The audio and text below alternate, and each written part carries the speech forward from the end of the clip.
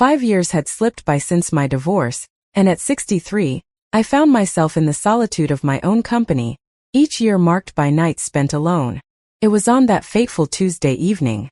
That night is etched in my memory forever.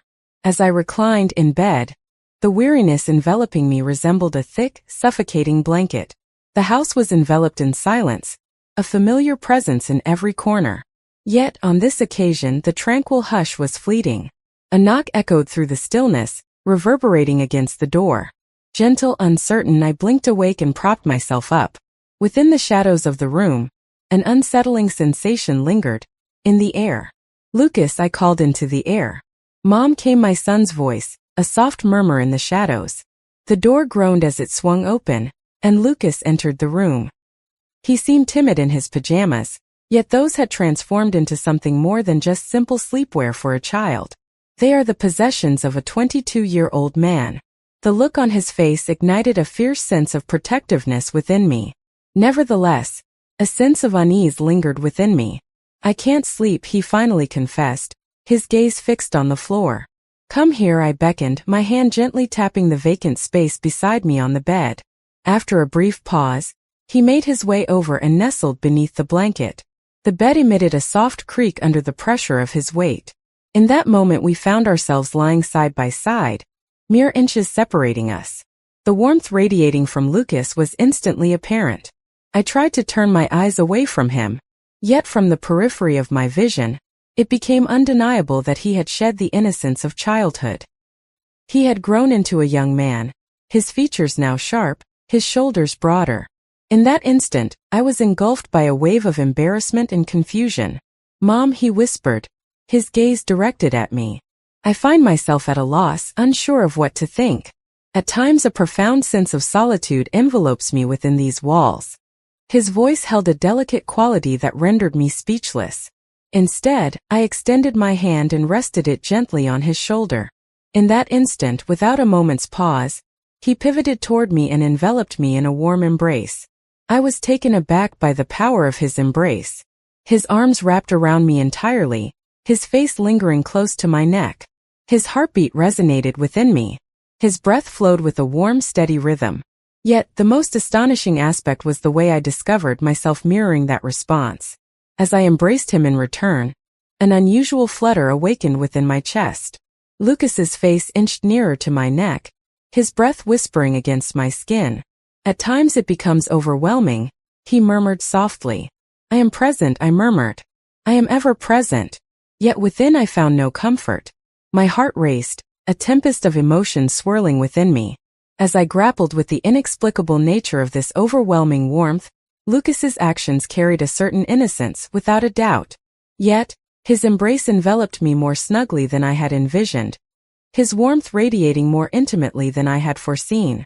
"Thank you, Mom," he whispered softly. With his eyes gently shut at last, his breath began to steady. He had succumbed to sleep, while I lingered in the realm of wakefulness. As I reclined in silence, a singular question whirled relentlessly through my thoughts. What on earth just transpired this evening? The embrace Lucas offered was laced with an unsettling intimacy, and what troubled me further was my inability to simply dismiss it. As dawn broke, Lucas remained peacefully slumbering beside me. The initial beams of dawn's light caressed his features. My gaze remained fixed upon him. He still seemed impervious to the world's influence. Yet within me, a storm of confusion raged. I reclined my head against the pillow, inhaling deeply. I required some moments to unravel the meaning of last night. Yet one certainty remained. This was no ordinary night. The dawn broke. The gentle rays of sunlight infiltrated my room, gradually rousing me from slumber. In that instant it dawned on me that I was still burdened by the tumult of emotions that had enveloped me throughout the night. Lucas remained, lost in the depths of slumber. With deliberate steps, I rose from my slumber and made my way to the kitchen. I craved a moment of solitude, a chance to craft something quietly without disturbing him. Lucas typically rose late in the mornings, yet today, an urgency compelled me to quell the restlessness stirring within me. As I grappled with the remnants of the previous night, I began to assemble the ingredients for pancakes. Shortly thereafter, Lucas began to stir from his slumber. I caught a fleeting glimpse of him, his figure partially concealed behind the door, eyes still heavy with sleep. "Good morning," he said. Yet an oddity lingered in his tone. His voice carried a weariness, tempered with caution. "Good morning, darling," I said, gazing at him. I endeavored to maintain an air of normalcy. As I turned the pancakes, I sensed Lucas's eyes upon me. His gaze held a peculiar intensity, one that felt distinctly different from before. His demeanor bore a hint of warmth that was rarely seen. It felt as though he was observing my every action, attuned to the minutiae of all I did. I awoke gradually, the comforting embrace of the kitchen enveloping me. Yet, within me, an increasing sense of disquiet also took root. Once more, Lucas's gaze, reminiscent of the previous night, was fixed upon me this morning. Yet, on this occasion, an unusual intensity flickered within them. I observed it. His gaze was not merely fixed on me. It was probing, searching, taking in every detail. Their fingers glided over the contours of my form, and I was acutely aware of their touch. For a fleeting moment, I attempted to disregard his gaze. Yet I could feel that he had noticed my discomfort. Deep within me, I felt my heart start to race. Yet I toiled diligently to maintain my composure, to present the facade that all was as it should be. Lucas's demeanor had transformed as well. Typically, he exuded a relaxed demeanor, radiating calmness and cheerfulness in my presence. Yet, this morning, an unmistakable distance lingered in the air. He had drawn a line, yet it seemed as though he was seeking the bravery to cautiously step over it. His eyes, illuminated by the morning light, gazed at me as if they held unspoken words. Still, I discovered that I was unable to grasp what it truly was. With a gentle motion, I set the pancakes upon the plate and offered it to him. "Enjoy," I remarked, my tone tinged with a hint of melancholy. As Lucas grasped the plate, his fingers wrapped around it for just a heartbeat, and our eyes locked in a transient exchange. Once more, it seemed as though he was attempting to uncover something profound within me. I observed the anxious glimmer mirrored in my own gaze. Yet Lucas remained silent. He settled into his chair at the table. During the course of breakfast, he never once met my gaze. Yet, with each movement I made, his eyes would descend from the ceiling, returning to me with that familiar yet distinct intensity. It felt as though he was acutely attuned to every little action I took. This was an unprecedented experience for us. The storm inside me grew stronger. A voice deep within urged, "It is time to unravel this mystery now." Yet, I remained in the dark about what this truly was. Lucas's glances and behavior wove a tapestry of deep emotional confusion within me. In the kitchen, surrounded by the warm scent of pancakes, an unexpected tension lingered in the atmosphere. A restless energy was awakening within me, yet I held firm against it. I felt the weight of Lucas's gaze upon me. Yet my sole desire was to fulfill my role as a mother. This morning was meant to revolve solely around breakfast. Yet, the warmth and uneasiness flowing through me as the sunlight inched its way inside, they seemed to embody something altogether distinct. As dusk descended, a profound weariness started to wrap around my eyelids. A distinct sensation lingered in the air. An indescribable feeling enveloped me, mysterious and vague, prompting deep reflection on its essence. As the night deepened, the solitude in my room became increasingly oppressive. Yet, on this occasion, a change had occurred. Lucas's demeanor toward me appeared to be transforming into something altogether different. Gently, I succumbed to the embrace of sleep. Yet I often stirred, my eyelids fluttering open and shut in the darkness of the night. An inexplicable sensation washed over me, a premonition of sorts, though its true nature eluded my grasp. In an instant, a sound pierced the silence. My eyes slowly opened, revealing the world around me.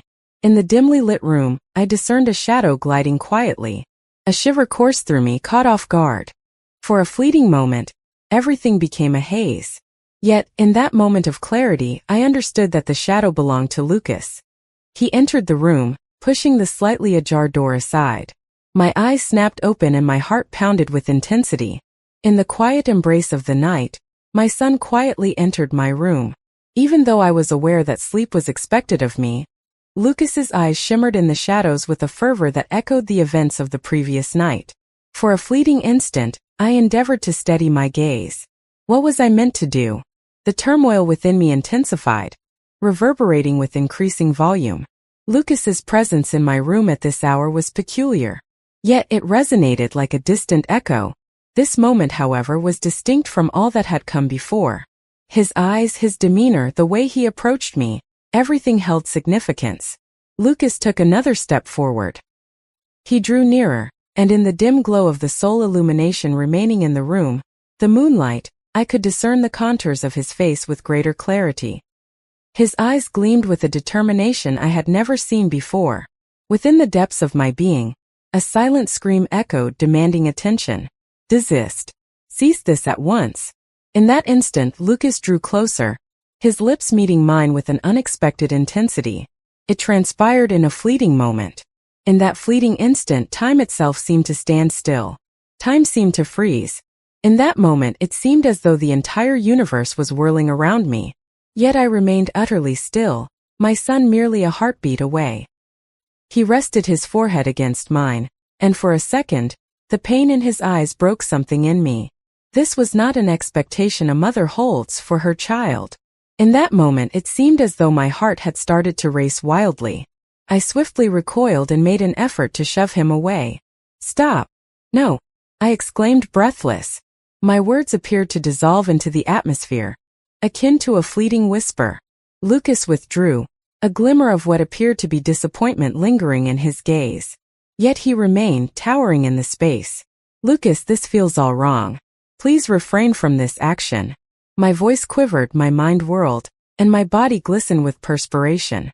The feelings swirling inside me eluded my understanding.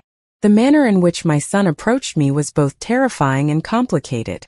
Yet I found it impossible to overlook the attention, the unwavering focus he directed toward me. Still, this seemed entirely off. Was I destined to be a mother for all eternity then? The profound intensity in my son's eyes, a look I had never encountered before, stirred something deep within me.